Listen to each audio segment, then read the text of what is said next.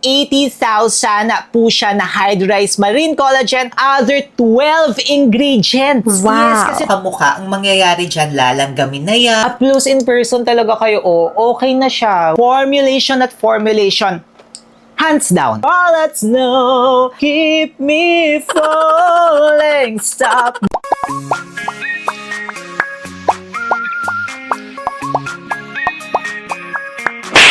Hi mga kamukha! Hi mga kamukha! Tayo po yung nagbabalik. Ako po si Sir Lawrence, ang inyong pambansang human guinea pig. Heart, heart!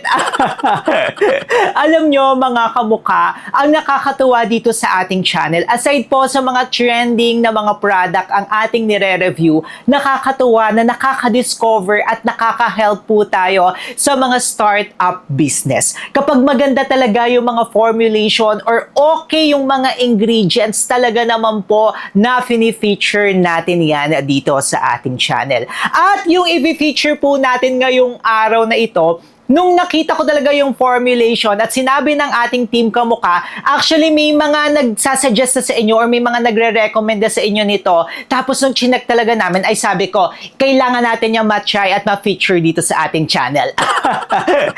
Ano nga ba yan mga kamukha? Ito po, startup business. Walang iba kundi ang Scarlet Snow Skin na Glow Booster Milky Ube!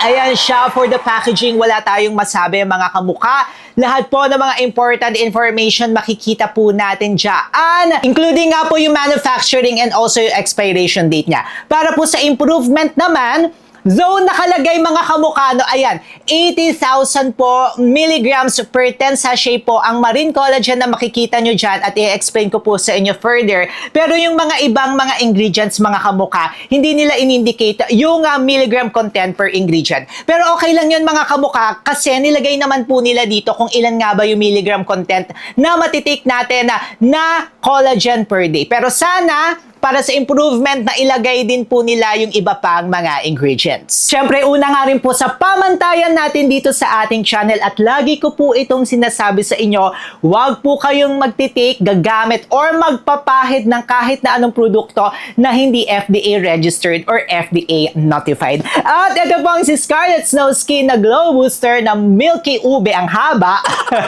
ay FDA registered dito sa Pilipinas na makikita nyo po yan sa ating screen. Ibig sabihin po, safe po ito mga kamukha. After po ng registration or notification from FDA, ang lagi po nating sinasabi naman sa lahat ng review videos pa rin natin dito sa ating channel, always ask yourself before din po kayo bibili ng isang produkto. Ano nga ba ang inyong NBF? Ano nga ba ang inyong N? Let's go for sa letter N. Need. Ano nga ba yung pangangailangan ng inyong katawan or ano nga ba yung gusto nyong ma-achieve? Kailangan nyo muna yung i-ask. And each individual nga po, iba-iba po tayo ng pangangailangan and also kagustuhan sa ating katawan. Next, letter B, budget. Magkano nga lang ba ang kaya nyong i-allot na budget per month? Of course, mga kamukha, kailangan po natin yan inaalam kasi kailangan po talaga natin kumurot ng budget per month. Tuloy-tuloy nga po ang pagtitake ng supplement. And then letter F po, form. Dapat alam nyo rin, ano nga ba yung mga ingredients na hindi nyo kahiyang? Ano ba yung mga ingredients or formulation na gusto ng katawan nyo or maganda yung nagiging effect sa inyo? Para alam nyo agad yan mga kamukha, mas mapapadali ang inyong pagpili. That's NBF, need, budget, at form. Kapag may sagot na nga po kayo sa NBF, ang susunod dyan, i-check nyo na po yung ingredients or formulation ng isang produkto. Kasi yung formulation or ingredients, doon nga rin po sila nagbe-base. Kung titingnan po natin ito mga kamukha, ayan o, nakalagay po dito 80,000 po siya na hydrolyzed marine collagen for 10 sachets siya mga kamukha. And kapag i-divide nga po natin yung 80,000 sa 10 sachets niya po, makakakuha po tayo ng each na pag-inom natin ng 8,000 milligrams ng collagen. So eto mga kamukha, nakafocus talaga siya sa collagen. So kapag kailangan nyo ng collagen, and according sa studies ito mga kamukha, dapat per day po at least 2,500 up to 10,000 and sa iba nga po 15,000 milligrams of collagen per day po ang ating tinitake. So yung 8,000 mga kamukha, nako, based po sa experience ko, matagal na po tayong nagtitake dito ng mga collagen products. Kapag 8,000 milligrams na yan or 5,000 pataas, maganda na yan. Okay para sa ating skin. By the way, pag-usapan na naman nga natin ang collagen. No? Ang collagen mga kamukha, hindi po yan nakakaputi. Ang collagen maganda po yan para sa overall condition ng ating skin. Kung gusto po natin bumagal ang pagtanda, hindi mawawala ang wrinkles natin dito mga kamukha, pero napapabagal po nito ang ating pagtanda. And ang pinakamagandang effect niya is nag-glow po ang ating skin. And then yung iba pong types ng collagen, maganda po yan para sa ating hair growth, para sa ating nails, para sa ating joints. Ayan, marami siyang benefits mga kamukha. So kung yan ang hinahanap nyo, 8,000 milligrams of collagen per day mga kamukha, ay magugustuhan nyo agad ito. Plus mga kamukha, meron pa siyang other 12 ingredients. Wow. Yes, kasi total of 13 ingredients siya. Sabi ko talaga, maganda siya. Innovative tong brand na ito kasi there is something na ino-offer sila. Hindi lang siya yung basta, ay, same lang, collagen, okay. Magbabase na lang tayo sa magiging effect sa atin. Ito, yung other ingredients niya, magaganda mga kamukha. Aside nga po sa collagen, meron din po ito na reduced na L-glutathione. Though hindi po naka-indicate ko ilang milligram content per ingredient niya na glutathione, pero at least alam po natin na may glutathione siya. And usually mga kamukha, yung mga powder form, matataas talaga. So wag niyo siyang i-compare sa mga nasa capsule or nasa tablet kasi yung mga nasa capsule or tablet, mabababa lang talaga yung mga nailalagay nila doon. Pero ang advantage naman nun, mabilis siyang naiinom. Ito, matataas talaga siya mga kamukha.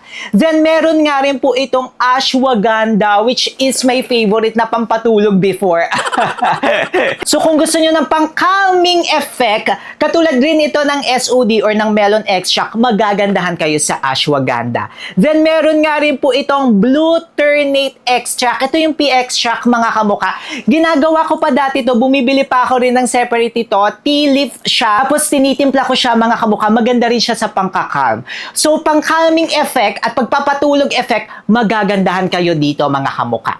Then, meron nga rin po ito na mangosteen, which is really a good antioxidant. Maganda yung antioxidant mga kamukha kasi lumalaban nga po yan sa mga free radicals. At ang glutathione nga po mga kamukha, it's antioxidant. Meron nga rin po itong aloe vera, also, ginamit po nila dito ay stevia. At ito mga kamukha. Yung ibang mga brand kasi, nanloloko. Sinasabi nila or ini-indicate nila sa packaging na stevia siya. Pero in reality, hindi siya stevia talaga. Sugar.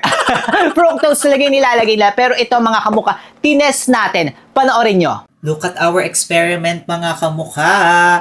Inaamag-amag na siya. Talagang pinaamag natin siya. Kung sa iba yan mga kamukha, ang mangyayari dyan, lalanggamin na yan. Tapos ang mangyayari, punong-puno na nga ng langgam. Ito tingnan nyo mga kamukha. Ilang araw natin siyang nilive.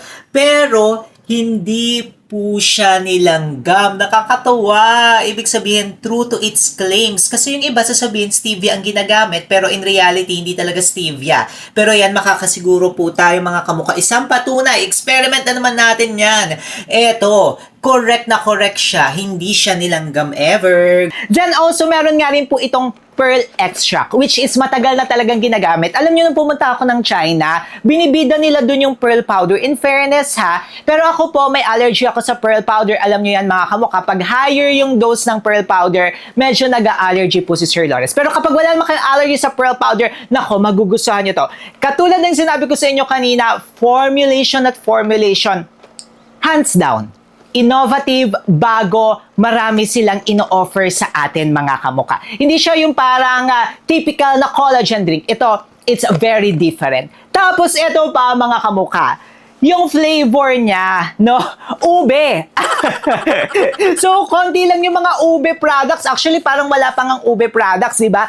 Ang mga nasa market natin, laging melon, yung iba mango, strawberry, ito, ube. Tapos, milky ube siya mga kamukha. Papakita po natin siya sa inyo. Doon na ubos na natin. Ito talagang ubos na yan. Wala na po yung mga laman mga kamukha. Ang gagawin naman natin ngayon is ititimpla po natin siya. better kapag tinimpla nyo siya mga kamukha ng warm water. Pero ako hindi siya warm eh. Medyo mahirap siyang itimpla kapag hindi warm siya mga kamukha. Pero kailangan nyo lang na matinding ganyan. Ang natutunan ko is of course, kailangan paunti-unti siya para matunaw siya agad. Papakita ko na sa inyo, this is not jug, this is supplement mga kamukha.